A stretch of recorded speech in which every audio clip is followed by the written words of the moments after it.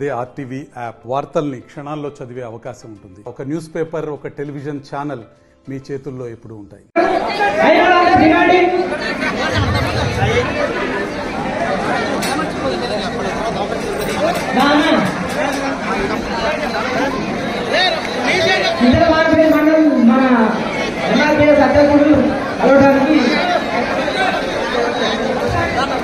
ఏర్పాటు చేయడం జరిగింది. అందరూ భోజనాలు చేసి తమ తమ గమ్యాన్ని చేరుకోవాల్సిందిగా విజ్ఞప్తి చేస్తున్నారు. ఈరోజు వికలాంగులు, వృద్ధులు, వితాంతులు, ఒంటరి మహిళలు మరి చేతి పెన్షన్దారుల సమావేశాన్ని విజయవంతం చేసిన ప్రతి ఒక్కరికి పేరు పేరున ఎంఆర్సీఎస్ తరఫున గట్టిగా చేతులెత్తాల్సిందిగా నేను విజ్ఞప్తి చేస్తూ బయలుదేరుతాను. జై వికలాంగ్, జై జై వికలాంగ్. ధన్యవాదాలు. వాళ్ళిద్దరు వాళ్ళ పాత్ర పోషిస్తే పెంచటైన పెంచితే ఎంఆర్టీఎస్ ఇక్కడ మీటింగ్ పెట్టాల్సిన అవసరం లేదు. పెంచమని అడిగే విషయంలో ప్రతిపక్ష నాయకుడు అడిగితే ఎంఆర్టీఎస్ అడగాల్సిన అవసరం కూడా లేదు. ఇద్దరి మోసం, ఇద్దరి వైఫల్యం కనిపిస్తున్నాయి. అందులో భాగమే మీ అన్నగా చెప్తున్నాను. 2023 ఎన్నికల్లో ఇద్దరు మాటిచ్చారు. 2023 ఎన్నికల్లో ఇద్దరు మాటిచ్చారు. వాళ్ళ పార్టీ మేనిఫెస్టో కూడా పెట్టేశారు. నా దగ్గర ఇది కాంగ్రెస్ పార్టీ మేనిఫెస్టో.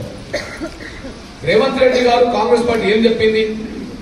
మీరు ఓట్లు వేయండి, వచ్చే నెలలో మేము అధికారంకి వస్తున్నాం, అధికారం వచ్చిన నెల నుంచే మేము ఎప్పుడైతే అధికారంలోకి వస్తామో ఆ నెల నుంచే పెన్షన్ పెంచిస్తామో అని అన్నారు. వికలాంగులకైతే 6,000 ఇస్తామన్నారు. వృద్ధులు, వితంతులు, ఒంటరి మహిళలు వీళ్ళకైతే 4,000 ఇస్తాము అన్నారు. ఎప్పటి నుంచి ఇస్తామన్నారు అంటే అధికారంకి వచ్చిన రోజు నుంచే ఇస్తామని అని చెప్పేశారు. ఇప్పుడు నమ్మి మనం ఓట్లు వేసాం, రేవంత్ రెడ్డి గారు అధికారంలోకి వచ్చేసాడు. మరి 20 నెలలు గడిచిపోయింది కదా. ఏ నెలలో అధికారంకి వస్తే ఆ నెల నుంచే పెన్షన్ పెంచిస్తామన్నారు రేవంత్ రెడ్డి గారు.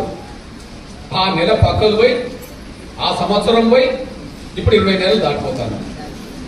ముఖ్యమంత్రిగా ప్రమాణ స్వీకారం చేసి 20 నెలలు దాటిపోయి ఆయన పెన్షన్ పెంచలే. ఇది మోసం కాకపోతే ఏంటి? ఇప్పుడు అందరూ వికలాంగులు అయితే 6,000 కోసం చూస్తున్నారు ఎప్పుడు పెరుగుతుందా అని చెప్పి. ఎందుకంటే పెంచుతాను ఉంది కాబట్టి. వృద్ధులు, వితంతులు, ఒంటరి మహిళలు అయితే 4,000 కోసం చూస్తున్నారు. ఎందుకంటే పెన్షన్ పెంచుతాన్నాడు కాబట్టి. కానీ మన ఎదురు చూపులే కనిపిస్తున్నాయి కానీ ఆయన పెన్షన్ పెంచి ఇవ్వడం అయితే కనిపించట్లేదు. ఇది రేవంత్ రెడ్డి గారు మన వికలాంగులను, వృద్ధులను, వితంతులను పెన్షన్ పెంచమని చెప్పి మోసం చేసిండు అనడానికి ఇది సాక్ష్యం అనే విషయం మీ దృష్టి తీసుకొస్తున్నాను నేను. అయితే పెన్షన్ పెంచే విషయంలో రేవంత్ రెడ్డి గారు మోసం చేసిండని రుజువు అవుతున్నప్పుడు, 20 నెలలు గడిచినా పెన్షన్ పెంచలేదనే విషయం అర్థమవుతున్నప్పుడు దీన్ని అసెంబ్లీలో నిలదీయాల్సింది ప్రధానంగా ప్రతిపక్ష పార్టీ. రేవంత్ రెడ్డి గారి మోసాన్ని ఎండగట్టాల్సింది ప్రతిపక్ష నాయకుడు. ఇక్కడ ప్రతిపక్ష నాయకుడు ఏం చేస్తున్నాడు? ఆయన ముఖ్యమంత్రిగా నువ్వు పనికిరావు, మీ కుటుంబం పెత్తనం సరిపోతుంది, మీ కుటుంబ ఆధిపత్యం సరిపోయింది, మీ నియంత్రణతో సరిపోయింది, మీ కుటుంబ పాలన చాలు అని చెప్పి 9 ఏళ్ల తర్వాత ఇక మీరు ముఖ్యమంత్రికి అవసరం లేదు, ప్రతిపక్షం ఉండవని ప్రజలు తీర్పునిచ్చేశారు. ప్రతిపక్షంలో ఉండవని ప్రజలు తీర్పునిస్తే ప్రతిపక్ష పాత్ర ఏంటిది? ప్రభుత్వం ఇచ్చిన వాగ్దానాలను అమలు చేయకపోతే ఆ వాగ్దానాలను అమలు చేయించే విధంగా ప్రజల పక్షాన నుండి రాష్ట్రం మీద, ముఖ్యమంత్రి మీద ఒత్తిడి పెట్టడమే ప్రతిపక్ష నాయకుడి బాధ్యత. ఇప్పుడు ఆ ప్రతిపక్ష నాయకుడు ఎక్కడ కనిపించలేడు. ఆయన అసెంబ్లీకి పోయి మాట్లాడాడు, ప్రజల్లోకి వచ్చి తిరుగుతలేడు. అసెంబ్లీలో మాట్లాడాల్సింది ఏంటిది? ఒక రాయితర పెన్షన్ మీద ఆధారపడే వాళ్ళు 50 లక్షల మంది ఉన్నారు. 50 లక్షల మంది పెన్షన్ మీద ఆధారపడి బతికేటోళ్ళు ఉంటే 50 లక్షల మంది పెన్షన్ మీద ఆధారపడి బతికేటోళ్లను 20 నెలలుగా రేవంత్ రెడ్డి గారు మోసం చేస్తుంటే ప్రతిపక్ష నాయకుడు అసెంబ్లీలో కనిపించడా? ప్రతిపక్ష నాయకుడు ప్రజల్లో తిరగడా? ప్రతిపక్ష నాయకుడు గడిలో పడుకుంటాడా?